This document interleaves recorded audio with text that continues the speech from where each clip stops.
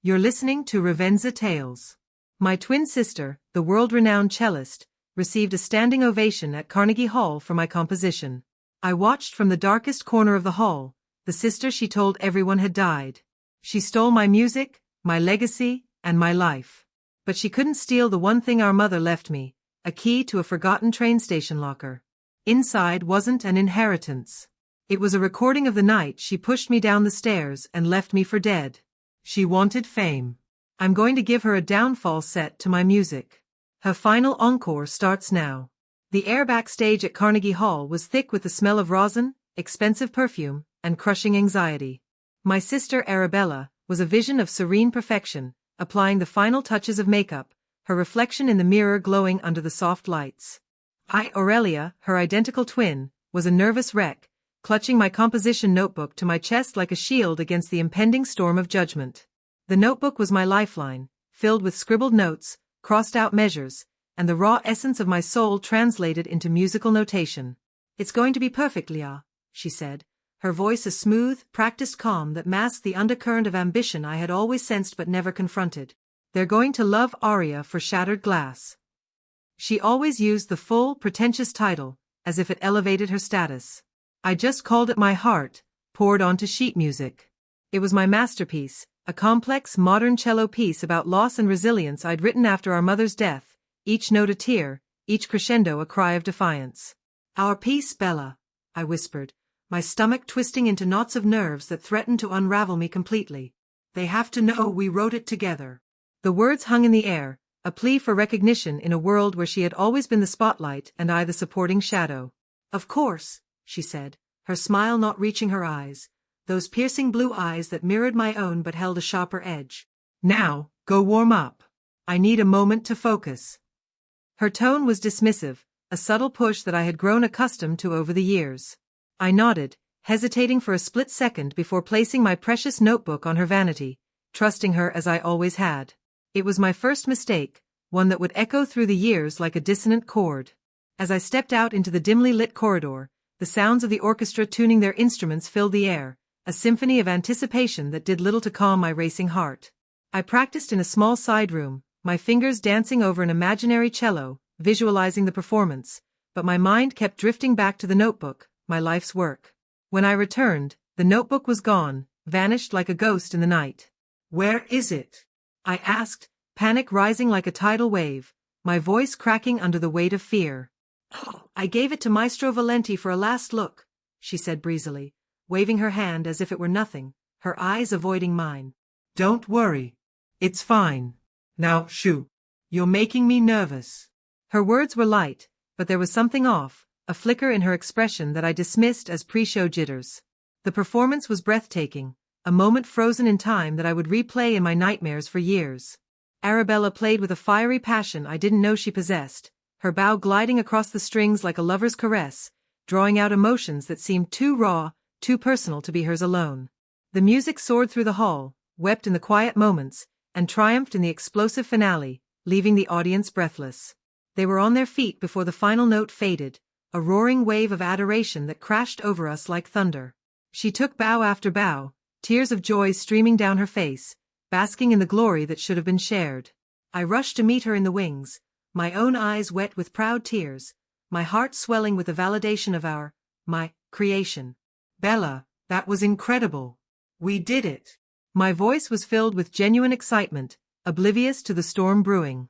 She turned to me, her face changing in an instant, the warmth vanishing like mist under the sun, replaced by a cold, calculating mask that chilled me to my core. "We?" she said, her voice low enough that only I could hear, laced with venom that I had never heard before. "Aurelia, darling, this is my moment. My career. A twin sister. A composer twin sister. It's messy. It divides the narrative. The world doesn't need two of us." I stared, uncomprehending, the applause fading into a distant roar as the world narrowed to her words. "What are you talking about?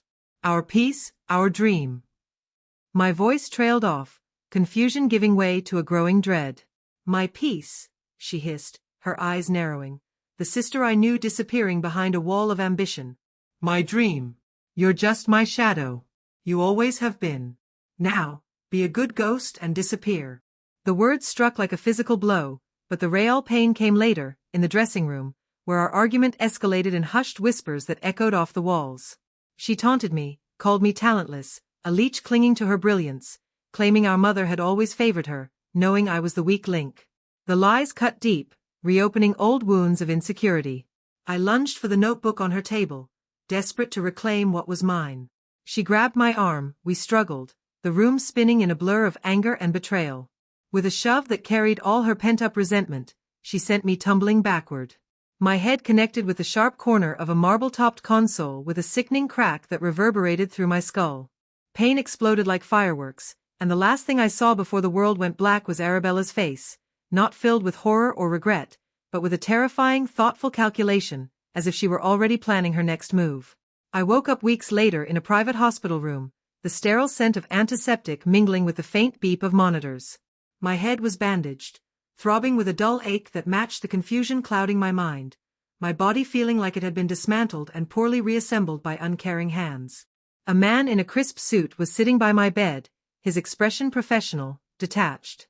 Not a doctor. A lawyer. Miss Aurelia Glass, he said, not unkindly, but with the practiced neutrality of someone delivering bad news. I'm Mr. Sterling, representing your sister's interests. You've been in a coma. There was an accident after the concert. A fall. Memories flooded back in fragments. The triumphant music, the bitter argument, the violent shove that had sent me spiraling into darkness. Arabella, I croaked, my throat dry and raw, each word a struggle. Where is she? Miss Arabella is devastated, of course, he said smoothly, his words sliding like oil over water, avoiding the truth. But the show must go on. She's embarked on a European tour with her composition. It's being hailed as a modern classic. Her composition. The words were a second blow, sharper than the first, piercing through the fog of pain. He slid a thick document across the bedside table, his eyes never leaving mine, gauging my reaction. Given the circumstances, and the potential for messy speculation, it's been agreed that it's best for everyone if Aurelia Glass remains unavailable. Your medical bills are paid in full. This is a trust fund, more than enough for a comfortable, quiet life. This is an NDA and disclaimers. The room spun, the weight of his words crushing me. I was broken, alone, and terrified, my body weak and my spirit fractured. The world had already accepted Arabella's narrative. A tragic accident had claimed her poor, unstable twin sister in the wake of her triumph. Who would believe the word of a ghost over the radiant star that was Arabella Glass?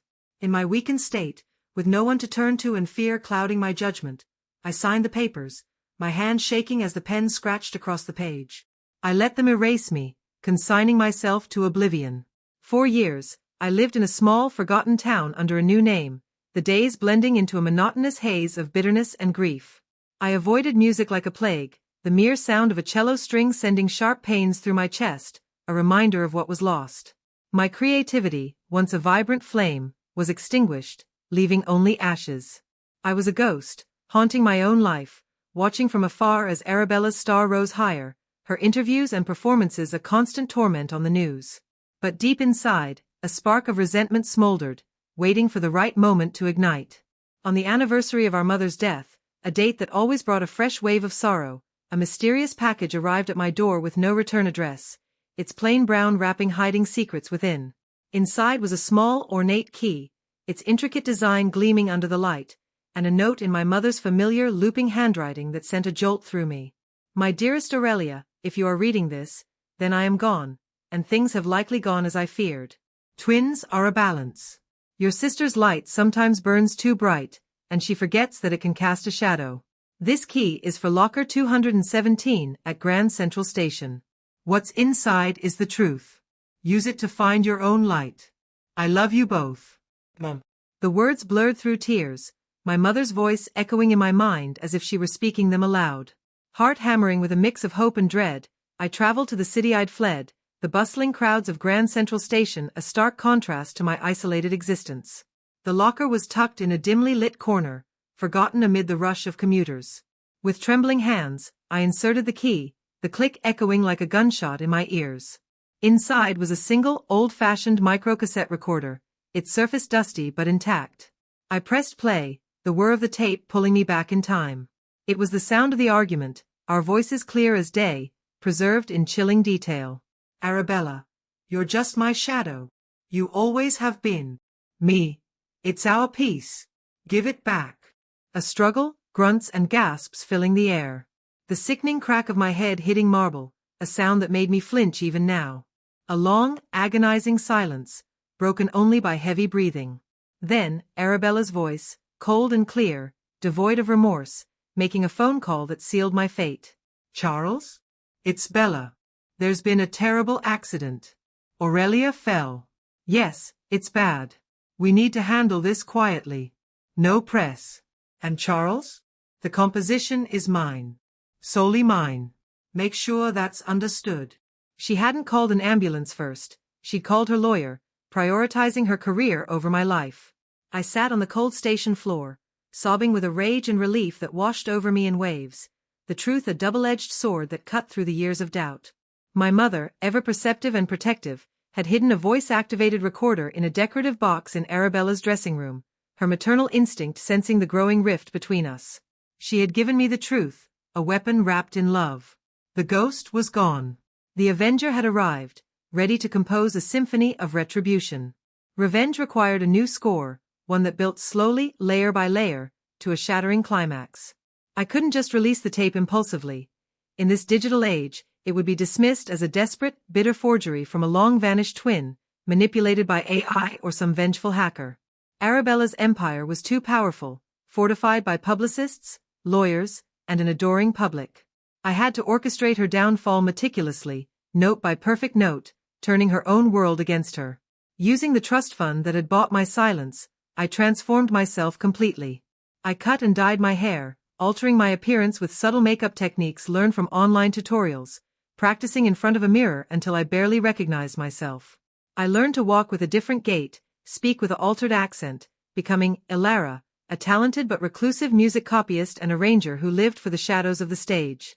My deep, intimate understanding of Arabella's, my music was my ticket into her world, a Trojan horse of talent.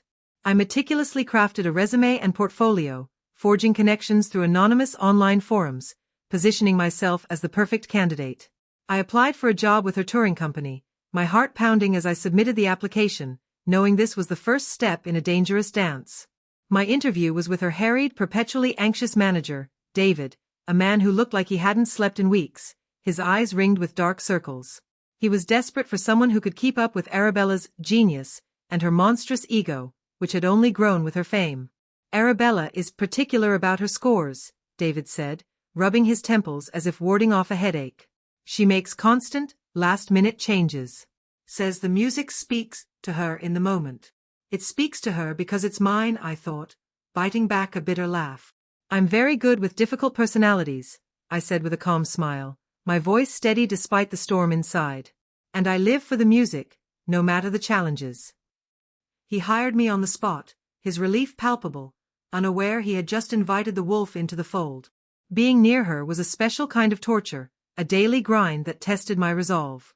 She was everything I was not, celebrated, adored, and utterly ruthless, her presence commanding rooms like a queen. She treated the orchestra and staff like disposable servants, her tantrums over tiny imperfections legendary, never realizing those imperfections were the very soul of the piece, the nuanced layers she hadn't quite grasped because she hadn't created them. I worked tirelessly, late into the nights under dim lights, making her changes with a silent scream in my heart, each alteration a desecration of my original vision. I was flawless, efficient, and invisible, blending into the background like a stagehand. Slowly, I earned David's trust with my reliability, then Arabella's with my uncanny ability to anticipate her needs. She began to request me specifically for revisions, pulling me into her inner circle. "You have a feel for it, Ilara," she said one night in a quiet hotel suite, watching me correct a score with intense scrutiny. "It's like you know what I want before I do." Her eyes searched my face, a flicker of unease in them, as if a ghost from her past was whispering in her ear. The twin connection she had tried to sever was still there, unnerving her on a subconscious level. I just nodded, keeping my expression neutral. "It's a powerful piece. It tells a story of betrayal and rebirth." My words were a subtle jab, but she missed it, too wrapped in her ego. During these months, I embedded myself deeper, gaining access to her schedule, her emails, her financial records through careful observation and discreet hacking skills I learned online.